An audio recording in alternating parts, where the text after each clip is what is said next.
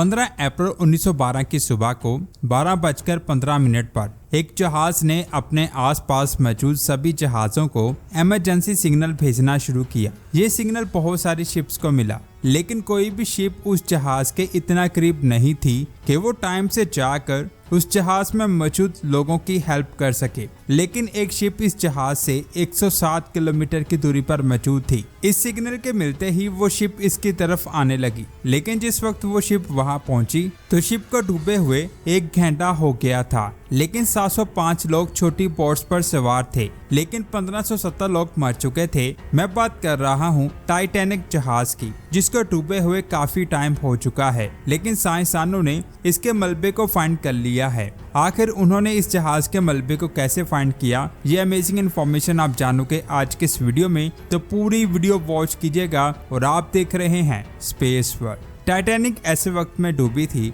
जब समुद्र को स्टडी करने की टेक्नोलॉजी ना होने के बराबर थी, लेकिन फिर भी लोगों ने उस जहाज के मलबे को ऊपर लाने की बहुत कोशिश की, लेकिन कोई भी उसके मलबे को ऊपर ना ला सका। उस वक्त इतनी अच्छी टेक्नोलॉजी ना होने की वजह से टाइटैनिक समुद्र की गहराई में डूब चुका था और किसी को भी नहीं पता था कि टाइटैनिक जहाज कहां पर डूबा है। फिर 1914 में वर्ल्ड वॉर शुरू हो गई, जिससे दुनिया में काफी ज्यादा तबाही हुई और 40 साल ऐसे ही गुजर के फिर 1953 में समुद्र से मलबा निकालने वाली कंपनी, जिसका नाम रिचर्डसन बेस्ले लिमिटेड था, उस कंपनी ने पहली बार पूरी तैयारी के साथ टाइटैनिक के मलबे को फाइंड करने की कोशिश की। उनके सामने पहला चैलेंज इस बात का पता लगाना था कि टाइटैनिक कहां डूबा है। आप सोच रहे होंगे कि जिस जगह पर टाइटैनिक डूबा था, जिसको बचाने एक जहाज भी गया था, इसका मलबा भी वहां होगा। तो मैं आपको बता दूं, जब जहाज पानी में डूबता है तो पानी का बहाव और कई और वजूहात की वजह से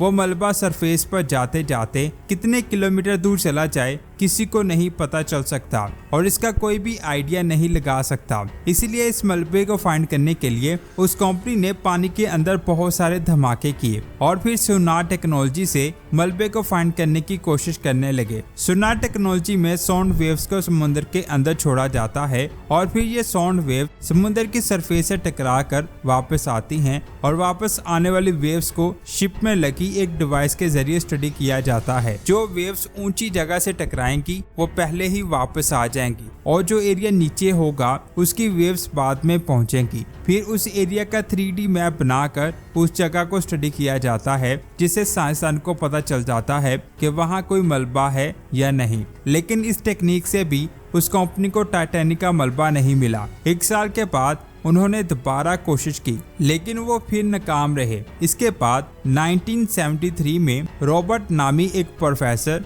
जो पहले नेवी में काम करता था, उसने इस मलबे को फाइंड करने का फैसला किया। 1973 में उसने एक ऐसी छोटी सबमरीन बनाई जिसमें लाइटिंग, कैमरा और मैनिपुलेटेड आर्म्स थे और इसकी सबसे खास बात ये थी कि इसको ऑपरेट करने के लिए किसी इंसान का इसके अंदर बैठना जरूरी नहीं था, बल्कि उसको रस्सी से बांध के शिप से ही कंट्रोल किया जा सकता था। इसके जरिए समुद्र की गहराई में आसानी से देखा जा सकता था कि नीचे टाइटैनिक का मलबा है या फिर कुछ और। इस पर 4 साल तक वर्किंग होती रही और फिर 4 सालों के बाद इसको टेस्ट करने के लिए इसे पहली बार अल्कोहा नामी शिप के नीचे बांधा गया, लेकिन जिस पाइप से ये सारी चीजें कनेक्ट थी वो पाइप टूट गया, जिससे सारे आलात समुद्र की गहराई में चले गए और 4 सालों का ये प्लान पूरी तरह से फेल हो गया। इस प्लान को बेहतर बनाने और दोबारा से शुरू करने के लिए अब रॉबर्ट के पास पैसे नहीं थे, लेकिन एक आदमी जिसका नाम जैक क्रीम था, इसने हजरत नूह अलैहिस्सलाम की कश्ती को फाइंड करने पर भी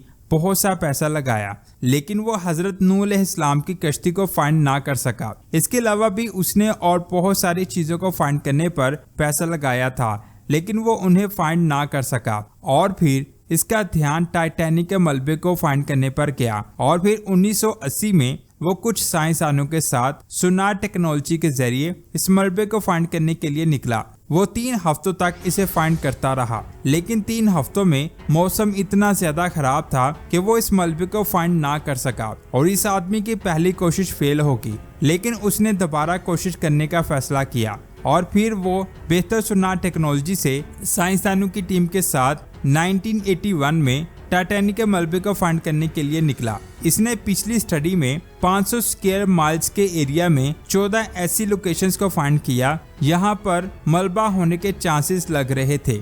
उन सभी पॉइंट्स को अच्छी तरह से स्टडी करने के बाद उसे पता चला कि वहाँ कोई भी मलबा नहीं है। जिस ऊंची जगह को उन लोगों ने मलबा समझा था, असल में वो टीले थे जो समुद्र में पाए जाते हैं। इस आदमी का ये मिशन भी खत्म होने वाला था और वो सोचने लगा था कि शायद इस बार भी उसे मलबा ना मिल सके। अपने मिशन के आखिरी दिन में शिप की रीडिंग में उन लोगों को ऐसी चीजें मिली जो टाइटैनिक के मलबे जैसी लग रही थी। उसने उस जगह को नोटिस किया और वापस आ गया। इसके बाद वो एक बार फिर से जुलाई 1983 में इस मलबे को फाइंड करने के लिए निकला, लेकिन इस बार भी उसे कुछ नहीं मिल सका। इस आदमी ने टाइटैनिक के मलबे को फाइंड करने के लिए बहुत सा पैसा लगाया था, लेकिन इसे कुछ ना मिल सका। लेकिन दूसरी तरफ रॉबर्ट की प्लानिंग पहले से भी ज्यादा मजबूत थी, लेकिन पैसा ना होने की वजह से वो इसको अप्लाई नहीं कर पा रहा था। लेकिन नेवी से उसका राब्ता था। उसने 1982 में यूएसए की नेवी को अप्रोच किया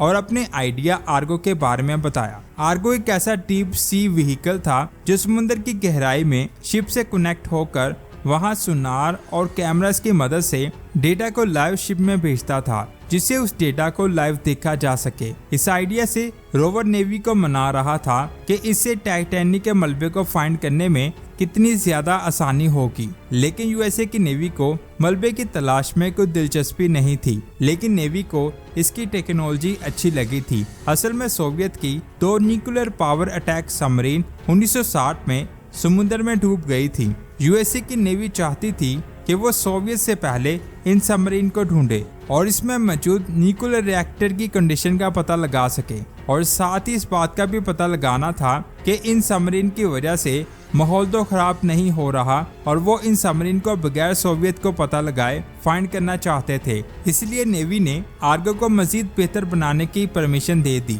और साथ ही पैसा भी दिया, और साथ ये कंडीशन रखी कि पहले वो इन दोनों सबमरीन को फाइंड करेंगे, फिर टाइटैनिक के मलबे को। डील के मुताबिक रॉबर्ट ने पहले सबमरीन को फाइंड किया। असल में सबमरीन के बहुत सारे टुकड़े जिसका पीछा करते करते वो आसानी से सबमरीन तक पहुंच गए। यहाँ पर इन लोगों ने ये बात भी सोची कि पहले टाइटैनिक को डायरेक्ट फाइंड किया जा रहा था, लेकिन जब टाइटैनिक नीचे गिरा तो उसके टुकड़े भी समुद्र में फैल गए, और फिर नेवी ने टाइटैनिक के छोटे छोटे टुकड़ों को फाइंड करना शुरू किया। 9 दिनों तक उन्हें कुछ भी नहीं मिला, लेकिन 10वें दिन उन्हें सरफेस पर छोटे छोटे टुकड़े दिखाई दिए, और फिर वो उन टुकड़ों को ट्रेस करने लगे। जैसे जैसे वो आगे बढ़ रहे थे, टुकड़े बड़े हो रहे थे, और फिर थोड़ी देर बाद वो टाइटैनिक के मलबे तक पहुंच गए, और 1985 में उन्होंने टाइटैनिक को फाइंड कर लिया।